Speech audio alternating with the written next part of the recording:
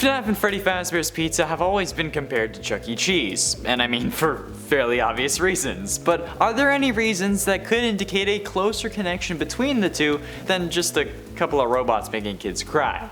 That's what we're exploring today. Let's do it. In a tent pizzeria. I don't think it's a secret that the main reason people compare Freddy Fazbear's to Chuck E. Cheese is because it's the same shtick. I think it's pretty obvious. Obvious enough, in fact, that I don't really need to talk about it, but this is going out in like 2 weeks time, so I needed numbers, okay? I'm literally filming this on the day that Security Breach is supposed to come out. So anything that relates it to Chuck E's, if any, since this is one that takes place in a giant mall, and I don't think Chuck E's has done that, it won't be on the list, because the game doesn't release for like another 7 hours. But I haven't heard of any other children's pizzerias with animatronics and all like the hoopla of cardboard pizza. I mean, like there may be some overseas, but in the States where this game takes place and where the creator is from, I don't think that there's any competitors to Chuck E. Cheese. The idea of a pizzeria with robot animatronics that sing is pretty unique, so I think that's fairly obvious. Also the name, Freddy, Fazbear, Chuck E. Cheese.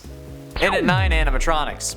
Now, not only are the animatronics just kind of the same, since, you know, they're all anthropomorphized animals, but even the characters seem the same. The inspiration for Chica could be one of many things, but most notably, in this case at least, one of Chuck E's friends from the Chuck E. Cheese lineup is called Helen Henny, which would make a lot of sense given the alliteration in Chica's name and the fact that they're both chickens.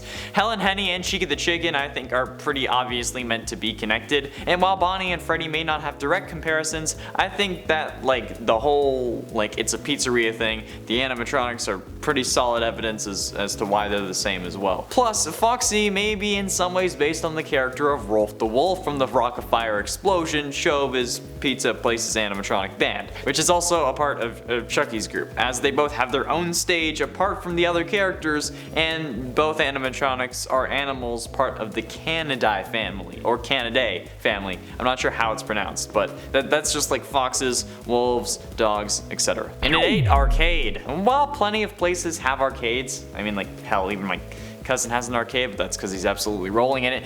The main comparison is the whole prize counter thing. Not many places have a prize counter, but it is certainly not exclusive to Chuck E's. A bowling alley in my hometown has one, Dave & Buster's has one, the list goes on. I mean, if they really want to generate like a customer base based on the arcade, they usually have a prize counter. But I think that it's the arcade and prize counter in combination with everything else that kind of solidifies it as being a Chuck E. Cheese. Only Chuck E's has all 3 of these previous points, and even for me, I haven't gone to a Chuck E's in God knows how long, but I can still picture the arcade clear as day, and all I need to do to change that memory into a memory of being at a Freddy Fazbear's is just change the animatronics. I can change them simply enough since it's not really a memory and really a recreation of a memory, like how the Rick uploads the virus in the season 3 premiere of Rick and Morty, since he makes a totally fabricated origin story, which we have since learned at least has a little bit of truth to it. So basically it's like that, okay? Take parts of something that I remember and change small things about it, and then boom, I'm in Freddy Fazbear's.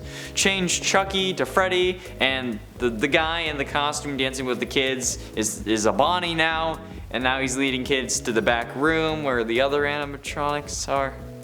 Oh no. And at 7, headlines. The Twitter account of Diamond Zia on June 27, 2020 tweeted out 3 photos with the line of, quote, FNAF will be real in 48 hours. These pictures were of news articles, one from USA Today titled 5 children have gone missing inside Chuck E. Cheese, parents report smells coming ... One from Associated Press called post-hour worker at Chuck E. Cheese reported dead at 27, and a final one from the Something News titled night shift workers at Chuck E. Cheese claim strange movements from animatronics during post hours. However, this title had animatronics spelled incorrectly. It said animatronics. Everyone was freaking out, understandably, and the pictures of the articles, particularly the first one, were shared all across the internet. People were losing their minds, especially because this is around the time where Chuck E. Cheese was announcing their closure. However, people didn't realize that these were just fake. How are they fake, you ask? It's simple. Source code editing. You can change what anything says on a website using like source code inspection, but it will only change for you. Like until you like reload the page, like by editing the source code. You just need to like find the aspect you're looking for, and then once you do, you can change it to whatever you want. So whoever made the original image had found an article about Chuck E. Cheese closing from USA Today, and then changed the title to 5 children going missing, and the same thing with the other articles. Hence why there are only images of the articles and not actual links. It was a hoax that blew up and honestly probably hurt Chuck E. Cheese even more. And at 6, closing. Also the fact that due to COVID, because you know, global pandemic, a load of Chuck E. Cheese locations were closing isn't helping the comparison to FNAF, considering how multiple Chuck E. Cheese locations closed as well, not just the one. Like I said, some people were blaming these closings on missing children and other things like in the last point, but that's not really the case. They were just starting to lose too much money to keep their restaurants operational, so they just had to close some of them. Did they close a location in Hurricane, Utah, where the games take place? No. But they closed one in Layton, Utah, which is like a 4-hour drive from Hurricane. Hurricane is actually closer to Las Vegas than it is to Layton. So I think we're safe to say that these pizzerias are safe from killing sprees, hopefully. And even rebranding part of their kitchen to Pascali's Pizza and Wings didn't really do them much good. But it helped Matt Patton get a hold of a pizza to test it, to see if the Chuck E. Cheese pizzas were reassembled or if they were just born that way in a food theory.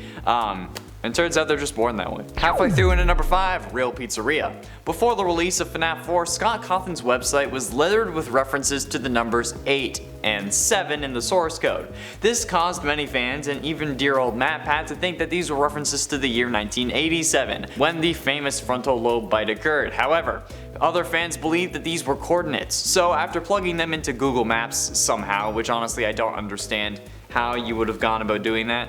Like, do you just like type all the numbers in? Like, I don't know, I tried it and it didn't work. Whatever.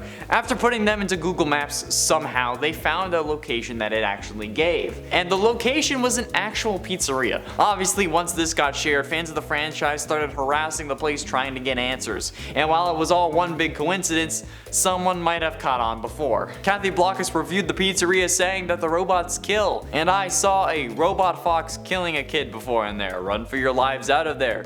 This was left 3 weeks before FNAF 4 was announced, which is when all the 8s and 7s appeared on the website. So while this is incriminating, they also left the place 5 stars on that review where they said that they were watching people get murdered. So obviously they're just a fan of the franchise. And at 4, FNAF 4 Bite. FNAF 4 may be one of the most confusing games in the franchise, with seemingly nobody having solved it to this day unless Scott just hasn't mentioned it. But the Bite of 83, which takes place at the end of this game, makes these scarily like a real FNAF location. Not because something like this has happened before, or at least as far as I could tell from my research, but because this isn't a death that has to do with possessed animatronics or crazy technology, or resurrected purple people being bruised from the inside thanks to an amalgam of animatronic parts. No, this just has to do with an animatronic being given way too much juice. Matt Pat tackled this exact topic in a theory back from 2017, where he determined that to cause a catastrophic brain failure like we see Crying Child suffer in that bite,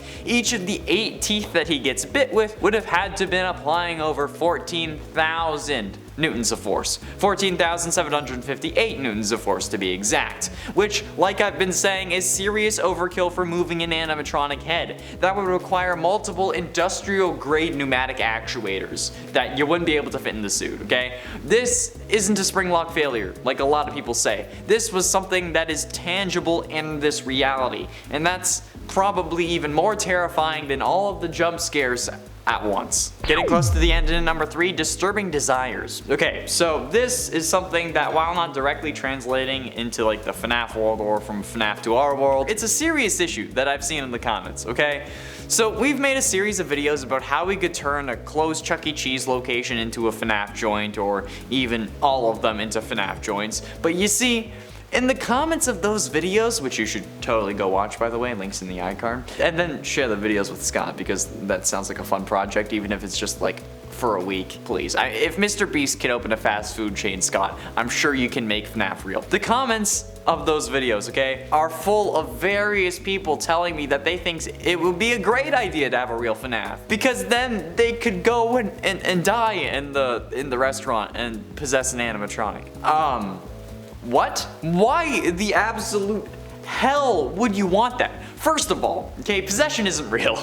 That's not a thing in real life. I have yet to see any real evidence about it or anything paranormal, okay? But in addition to that, even going by FNAF rules, you would need to suffer heavily when you die in order to generate the agony that is needed to possess something. Since in FNAF, all possession is actually just a manifestation of your extreme agony grabbing onto something that's nearby, as we learned from Fazbear Frights and Dr. Phineas Taggart. If you're happy that you're in the FNAF restaurant and you're happy that you're dying there so you can possess something, you wouldn't end up possessing something because you wouldn't be in agony. You'd be happy.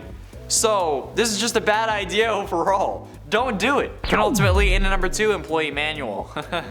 Oh, well, do you think that I'm talking about the FNAF employee manual? Absolutely not. I wish it was. This number is actually much more concerning than that, because a particular image sent people into a frenzy with the idea that Chuck E. Cheese restaurant animatronics are actually gonna hurt you. A post from Twitter user @PabloThinghouse made mention of the restaurant's instruction manual, which is for employees, which included a section that said Chuck E. Cheese himself had facial recognition software that would cause him to come to life and attack any intruders caught on the property after hours. Sound familiar, anyone? With the actual manual in the now hidden or deleted tweet saying, quote, "It is always important that all Chuck E. Cheese night shift employees must wear a spare Chuck E. Cheese costume head to avoid any animatronic facial recognition, because if they spot any humans in the building post hours, they will automatically detect that person as a criminal trying to tamper with objects on the building, and that won't lead to anything good." And Pablo's reaction was probably realistic here, since they said, quote, excuse me?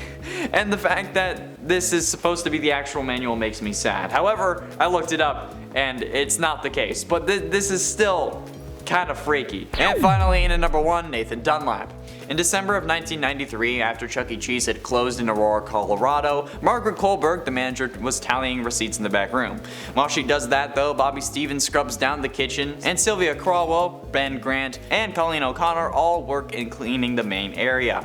However, there is someone hiding in the bathrooms, 19-year-old Nathan Dunlap. Earlier that year, he had been working there as a cook before getting into an argument over his hours, which resulted in him losing his job. He was looking for revenge. He exited the washroom and began firing, killing everyone in the building. First Sylvia, then Ben, then Colleen. Then he went into the kitchen, where the bullet entered Bobby's jaw and sent him flying across the room. And then Nathan went to the back, where Margaret opened up the safe before being shot twice. Nathan then filled her bag with $1,500 cash and arcade tokens and keychains. Thanks to the security cameras, he was promptly arrested and sentenced to death. But Bobby did end up surviving, luckily, and he was actually able to testify at Nathan's trial. I got this theory from Matt Patton, his first ever game theory on FNAF, because he was relating it to the events of the actual series. But the fact that this lines up so well is pretty terrifying. And while it may not be true that it's based off of that, I think those stories are a little too close to just not think about it. That's all the time we have for today, friends. Thank you all so much for watching. I have been in Showerman Connor Monroe, and I'll see you in another video.